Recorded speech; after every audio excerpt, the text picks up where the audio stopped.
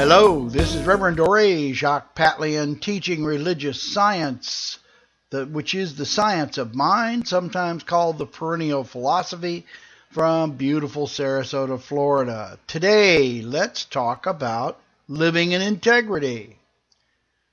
The word integrity is thrown around quite a bit nowadays. Just what is this thing called integrity? Here's my take on it. Something that has integrity is something that is complete. It holds together. Integrity implies boundaries and the ability to keep them inviolate. We say that a person has integrity when they adhere to a code of conduct and ethical principle of the highest order. They have moral boundaries, in other words, and they do not cross them. A person of integrity is a person of principle, never expediency. Being labeled a person of integrity is a fine compliment and an approbation not to be taken lightly.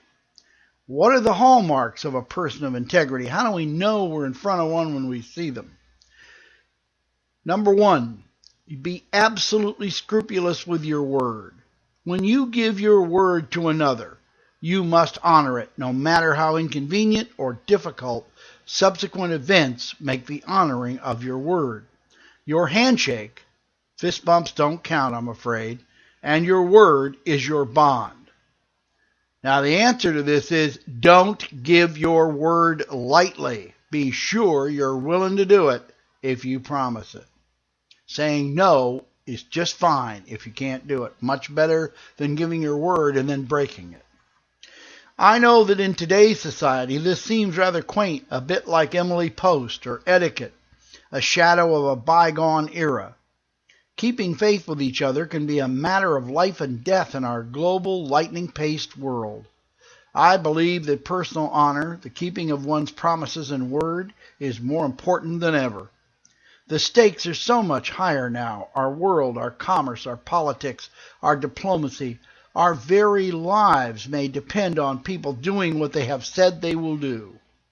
In this super technological age where often an electronic signature has to suffice, the word of both parties is often the only glue binding the agreement. Without honor and integrity, contracts, treaties, promises, and vows are just so much dust in the wind. With integrity and honor, they are unbreakable bonds ensured by our reputation and our character. Where there's no personal honor, there can be no trust. Where there's no trust, there's suspicion and fear, which may someday prove deadly. The whole business in the Middle East, which is the root cause of most of the problems in the world today, is over the inability of two ethnic cousins, Jews and Arabs, to trust each other. They cannot believe each other's word, even when it's given. Agreement after agreement has been tried, and neither one believes the other will keep it. They may be right. I don't know. They may have good reasons for their distrust.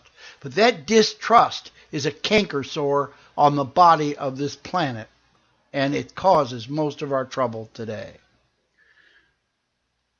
Take nothing personally is number two. The truth is that most people care primarily about themselves. Very few care enough about you or I to even notice what we do, much less care about it. Most offense is misplaced. A harsh word, a look, a lack of courtesy is rarely meant personally. It's just two strangers having a bad day. Let it go. What you look for, you surely will find. Look for offense and you will find it in every glance, every expression, every gesture of everyone you meet. Life is just too damn short to look for offense every moment of the day. Frankly, you're just not that important to that many people out there. Like my multiracial children tell me, Dad, those who look for racism constantly always find it. Why look for what you do not want? Most of what is perceived as racism is just somebody who has a problem with you and would no matter what your paint job was. Better to just chill. That's my oldest daughter.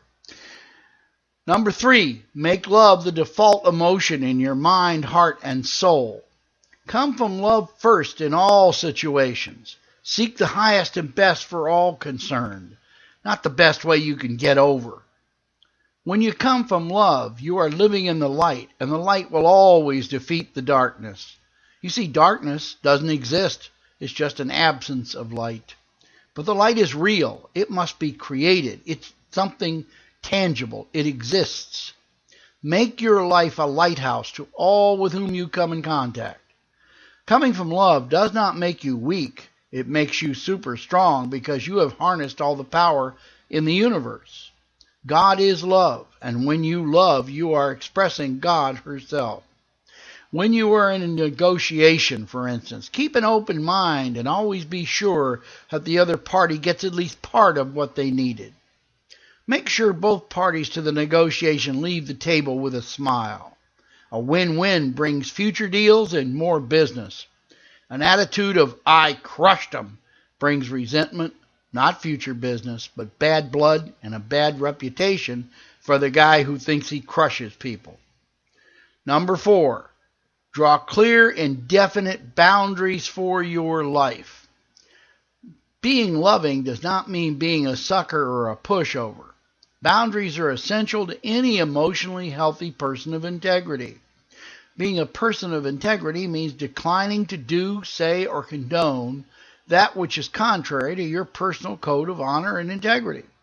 Boundaries mean, I'm sorry, I'm just not comfortable with that. And if that's not clear enough, just say, no, I'm not doing it. The lack of personal boundaries is called codependence. Codependents are so afraid of offending someone and thus not being liked that they'll do almost anything. Codependents are rather pitiful people because they stand for nothing and live for others' approval.